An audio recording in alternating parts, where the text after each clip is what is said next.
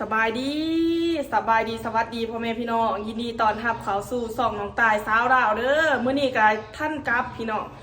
ก็ถือว่าน้องตายแบบบาโศกดีแหละน้องตายรู้สึกดีใจหลายที่มาในมื้อนี้เนาะคือพระอาจารย์เพิ่นได้มาเปิดให้น้องตายเบิ่งก็คือเป็นของเก่าของบูฮะเนาะพี่น้องสำหรับผู้ใดที่จะเสียนผู้ใดที่เสียนของเก่าน่ะจะหูดีเนาะพี่น้องเดี๋ยวมื้อนี้น้องตายสีมาให้เบิ่งแล้วก็ขออนุญาตพระอาจารย์เพิ่นก็คือเพิ่นยินดีแต่เพิ่นยินดีนำเสนอแต่เพิ่นอุตส่าห์เปิดเข้ามาให้เบิ่งได้พี่น้องเพราะว่าสถานนี้เป็นสถานที่ลับเด้เพราะว่าต้องใส่กระแจใส่หยังได้พี่น้องเดี๋ยวสีพาเพิ่นไปแนะนำเนาะก่อนอื่นมดน้องตายก็สิมาแนะนำพระอาจารย์ให้เพิ่นแนะนำชื่อเนาะหลายคนอาจสิฮู้จักหลายคนอาจสิเคยทำบุญเนาะพี่น้องสบายดีเจริญพรอาตมาสีปอโทพาอาจารย์กำแพงมณีวงศ์ที่ได้เป็นพระเมรุครูบาอาจารย์เจ้าอาวาสอยู่วัดศรีมงคลไสยนารามบ้านยานุสวามังยอหรือว่านครปากเสดที่เบาและน้ำคนที่คุณหูนี่เป็นบางยอมันจะเข้าใจเพราะว่ามีไฟฟ้ามีเอิ้นว่าสำนักงานไฟฟ้าเนาะส่วนแต่ก็มีทางไปสนามกอล์ฟเนาะผ่านวัดศรีมงคลบางยอเนาะทั้งแล้วก็มีตลาดชุมชนอยู่หน้าวัดเนาะมีพระสงฆ์สมณีนตติตี100 กว่าองค์เนาะ3 ปีปัจจุบันนี่มีอยู่50 กว่าชีวิตองค์เนาะแล้วก็มีอยู่ด้วยกันแบบบิณฑบาตสันเนาะบ่ได้มีวงพระเนาะทุกคนสำคัญพี่น้องเพื่อบ่เป็นการศักษาเสียเวลาสิให้พระอาจารย์เพิ่นพามาแนะนำบ่ว่าจะเป็นใหม่กลายเป็นหินเป็นหลายอย่างนะพี่น้องเดี๋ยวน้องตายสิพามาแนะนำเลยเนาะนี่เนาะนี่พี่น้องมื้อนี้น้องตายดีใจได้พี่น้องรู้สึกโศกดีเลยที่ว่าพระอาจารย์เพิ่นสิพาไปแนะนำเนาะนี่เพิ่นสิเปิดเนาะพี่น้องต่อพ่ออยู่ตรงนี้นะต้องมาเลยเนี่ยนี่เนาะพี่น้องเพิ่นจะพามาเบิ่งของเก่าของแก่ป๊าดโทพี่น้องนั่งน้องก่อนอันนี้เป็นปูยื้อยายื้อเป็นครูของเพิ่นเนาะเป็นครูของเพิ่นเนาะสาธุกระดังได้เห็นพี่น้องถือว่ามีบุญบ่นี่ได้มาฮอดเจ้าเทิงถือว่ามีบุญบ่มีบุญได้เพราะว่ามันเป็นของที่ว่ามึงได้ยากเลยแม่นห้าได้ยากเนาะอันนี้เป็นคันสีพันหลอดเนาะเป็นคันสีพันหลอดนั่นพี่น้องอันนี้ก็เป็นเครื่องกระจายเสียงเก่าอันนี้ก็เป็นฟืมตำหูเนาะพี่น้องผู้ใดเสียนของเก่านี่จะหูดีด้วยว่าราคานี่บ่แม่นธรรมดาแต่ว่าหาซื้ออยู่ไสบ่ได้เด้พี่น้องเพิ่นบ่ขายเด้ไม่กลายเป็นทีนไสไม่กลายเป็นทีนภาษาสุมาอันนี้แฮงเป็นเครื่องเก่าๆเพิ่นบอกโทษพี่น้องโทษอันนี้แม่นอีหยังซั่นอันนี้ก็เป็นคัมภีร์นะครับอันนี้เป็นลักษณะเป็นหมอนิ่นแต่เครื่องเก่าหมอดินเผาอันนี้แม่นอนุญาตให้เอาไปโรงไหนบ่ได้ญาติมาเอาไปโรงญาติเพิ่นป๊าดใช่ไงอันนี้เป็นคัมภีร์พระพุทธศาสนาเป็นหนังสือเก่าหนังสือใบลานยุดจะเผาก่อนนี่เนาะพี่น้องอันนี้จะเป็นยังอันนี้ที่ว่าเป็นหากไม้ขยุ่งไงอาจจะมาใส่ซื้อเป็นปลาหมึกยักษ์ปลาหมึกยักษ์หากคนใหญ่ดีแต่ก็คือสูมือหนึ่งก็หาบ่มีแล้วโดยนี่เนาะพี่น้องมีหลายอย่างเลยอันนี้ที่ว่าปูยุ่งยายุ่งอันนี้เพิ่นเป็นครูเพิ่นกับคนนี้เนาะโดยแ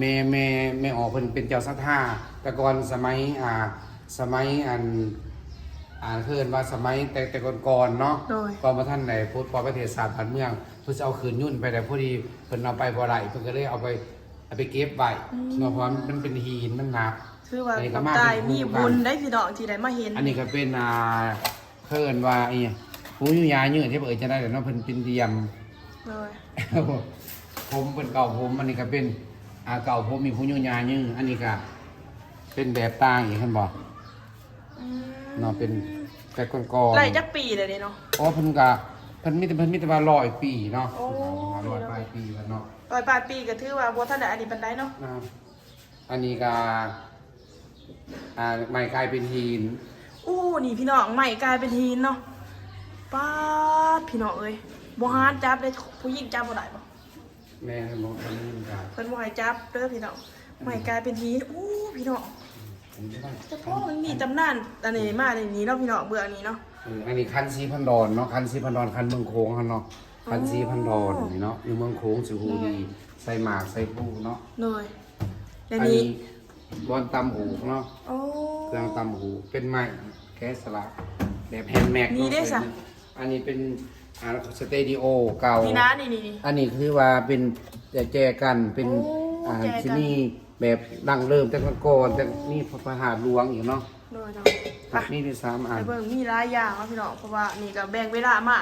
ถือว่าน้องตาย อัน เป็ นี้ น ก็ เกียรติ คัมภี ได้ ร์เก่าทางพุทธศาสนาเลยคัมภีร์เก่าที่เก็บไว้ พี่น้อง อันนี้ก็หมอนี่อันนี้ก็เครื่องต่างๆเป็นพวกแจกันพวกไฮเนาะ โดย แล้วก็อันนี้เอามาจากสัญญาบอดี้คูดอะไรอยู่ในโพดอันนี้ก็เป็นกอกเคยว่ากอกอะไรกอกยาประมาณเนาะ โอ้ อันนี้เป็นหมอนี่เนาะ นี่เนาะพี่น้องฟ้า อันนี้ก็ตัวนี้เป็นไฮไลท์ของอันนี้อีก ฮะ คุณบอกเป็นของบนอยู่บนพื้นที่สูง โดยฟ้าพี่น้อ ก็ ง สิบ เลย คนบางยออันนี้ก็เป็นโอลำพูเนาะ โอหิน แมน เพื่อนเขาหน่อยมีอยู่แบบ เนาะโอลำพู มีแต่คลองแบบมีราคาด้วยนี่ใครหูจักคลองเก่าสิประมูลราคา อันนี้ ด้ว เป็ ย นโซนหนึ่งที่สะสมไม่ได้พาอาจารย์มาจากต่างประเทศมาจากสิงคโปร์ อ้าว ม พระอาจารย์ก็ไปต่างประเทศพุ่นบ่ แม่อาจารย์เคยไปทัศนศึกษาอยู่ประเทศอินเดียอะไรบุตรภูมิเนาะ3 รอบแล้วก็ไปสิงคโปร์แล้วก็ไปอาร์เจนตินาแล้วก็ไปออสเตรเลียเนาะไป อันนี้เป็นยัง พม่าเนาะไปทัศนาแต่ละบอลเป็นสะสมอันนี้เอามาจากอันนี้เขาเอ่ยว่าเอามาจากอินเดีย โดย อันนี้เอามาจากอาร์เจนตินาที่เขากินซ่าเนาะ อืม อันนี้ที่ว่าเพื่อเป็นความทรงจำ ไม่เป็นความทรงจำ ป้าเกือบไพ่นี่ อันนี้เกิด เกิดนะตัวนี้แห้งนะ เกือบเนี่ย ตัวนี้อันนี้เป็นไม้ตามประเภทนี้เนาะมีถูกประเภทนี้ในประเทศลาวเนาะ อ๋อโทษพี่น้อง อันนี้ก็เป็นเงินเก่า นี่เนาะเดี๋ยวน้องตายจะถ่ายเบิ่งนี่แหละพี่น้องตามนี่เนาะอู้อันนี้เป็นเพิ่นเอามาแกะสลักบ่ แม่เป็นเอามาแก้สลัก อ๋อโทษพี่น้องแกะสลักแกะสลัก อันนี้ค้างโลตัวนี้ครับอันนี้เนาะหมักไม้แต่ข้าวตะกี้เป็นลูกคิดที่เพนนับเนาะ โดยนี่เนาะพี่น้องเป็น เป็นเงิ ข น องเก่า เก่า อันนี้จะเป็นเงินกีบแต่ข้าวตะกี้นี่ อันนี้ก็เป็นหนังสือพิมพ์เก่าที่สะสมหลายปีหนังสือพิมพ์เก่า ว้าโถ ตัวนี้ก็สาระต่างกันขึ้นโหด นี่เนาะ ตายป้าต่อแล้วถึงนะครับ ไปนี่เนาะพี่น้อง อ้าว เอาเนื้อ อันนี้ส่วนตัวนี้ก็เป็นตู้เครื่อง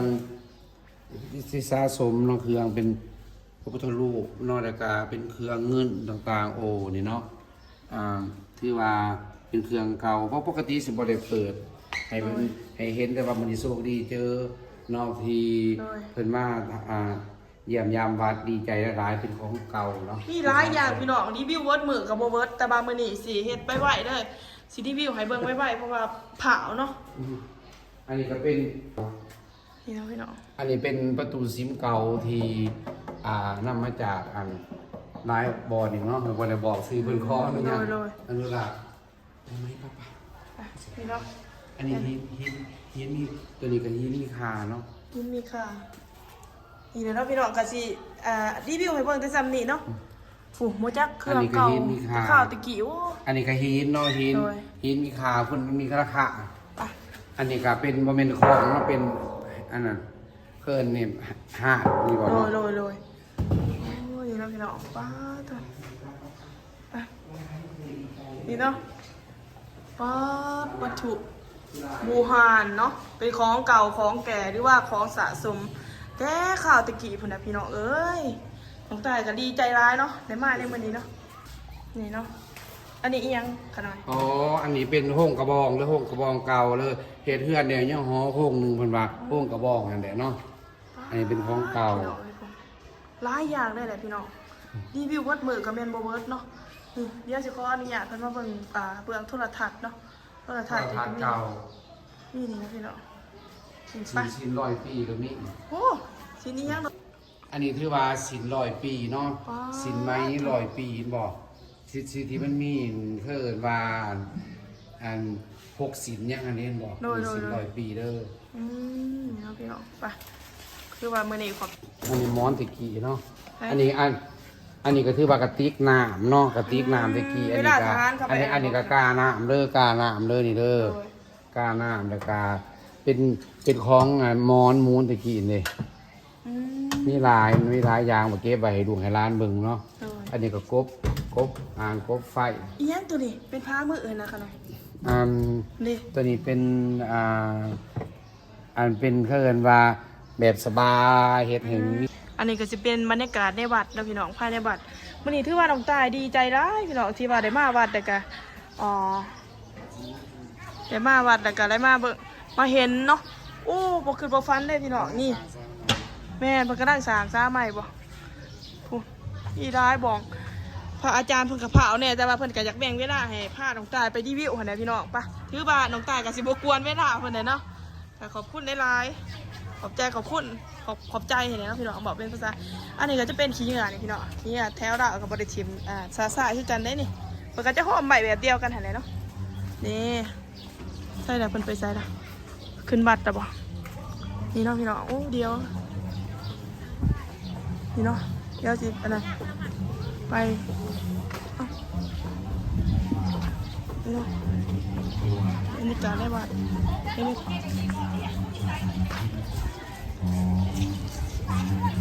โอ้เพิ่นมาเฮ็ดโรงทานนี่ร้ายขนาดเจ้าผ่าแบบว่าเพิ่นมาเฮ็ดโรงทานเนาะเพิ่นมาเฮ็ดหลายคนขนาดเลยก็สิมีคนมาขายของแน่แล้วก็คนมาเฮ็ดโรงทานแน่เนาะพี่น้องมันก็ปนกันไปก็จะพาไปรีวิวร้ายบ่เลยพี่น้องแต่ว่าทางใต้ก็เกรงไก่เนาะเพราะว่าเพิ่นต้องสูต